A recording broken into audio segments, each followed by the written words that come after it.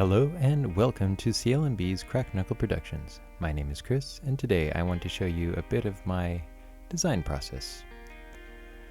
So, I have been struggling for a period of time on how I want to proceed with my project.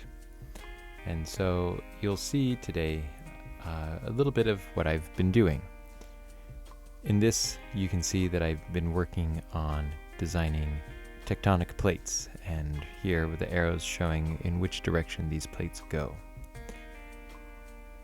And as we're looking at it, yeah, it looks good with the tectonic plates as they are. And so what you're going to see now is me going in and starting to draw in some continents and just giving a rough outline of what possibly these could be. This is one of the really fun things about map design is the iterations that you can go into. And as you'll see, this isn't my final draft. In fact, I don't use this one in the end, and that's okay. When designing a map, work until you get a map that you want. And I think that's really key. In this case, the map that I've designed here is far too large. I want to, if anything, keep it within the parameters of our real world and create a roughly 30 to 70%, 30% land, 70% water planet. And as I was doing some rough calculations, yeah, this didn't match. And so, as you can see, I'm going around in big inner sea, small oceans, and I'm not really happy with it. So, you're going to see me go ahead and, well, delete it. So, go ahead, go in again, and begin working on a large continent. Another thing is that I've personally don't necessarily like land masses with huge numbers of, I guess, peninsulas or really long bits. So as you can see in this, I'm a little bit more compact. Still have a lot of peninsulas and things, but you'll see that I'm going to try to, I guess, fill in some more of the water. But again, that gets back to my 30-70 rule that I've laid out for myself, which I'm trying to avoid kind of getting over. And it's a tough thing. And so as you see, I'm going to open up G-Plates again just to kind of see where things are at. And again, this is looking a lot better, but I'm not happy with this. I don't really feel connected.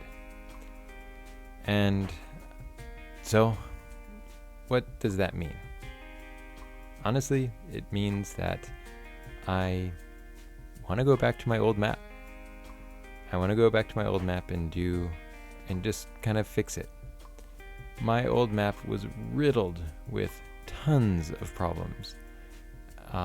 You can see in red, not the red lines, but over here, those are parts that I want to add to the map.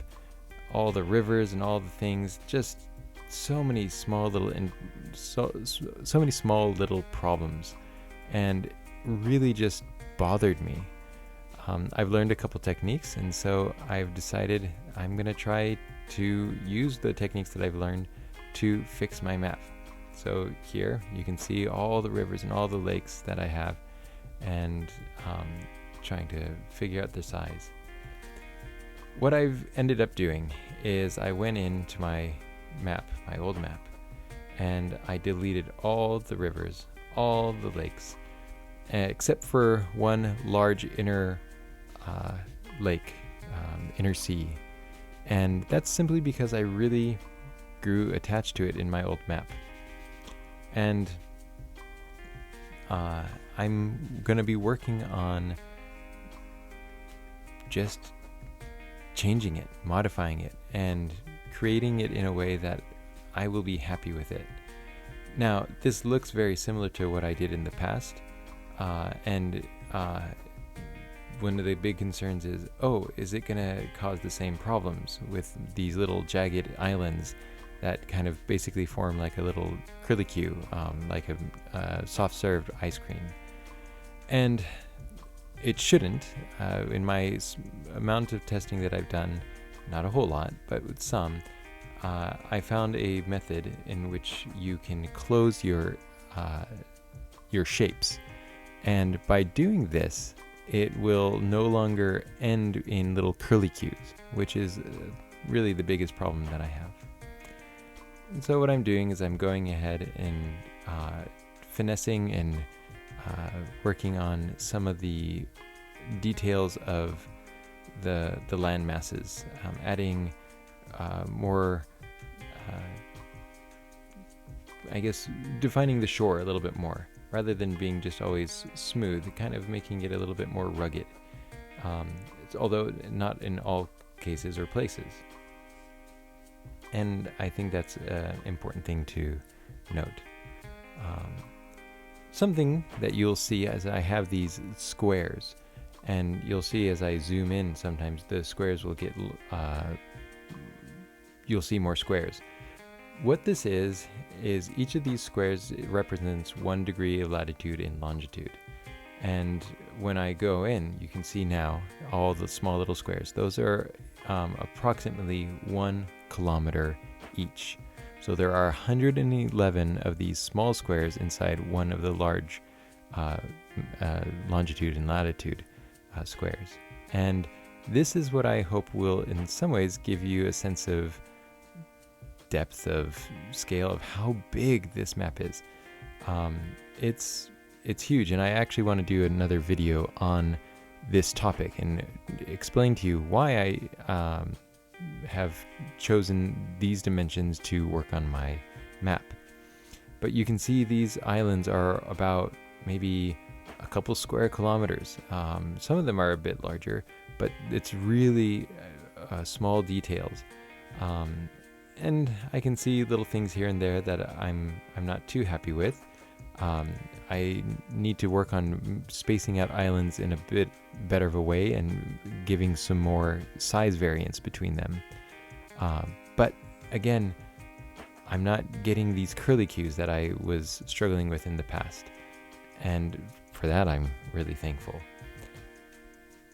So anyways, I hope that this has been educational, and yeah, I might be copying out, not going from scratch, but at the same time, I designed everything else before, and so I don't feel like it's a defeat.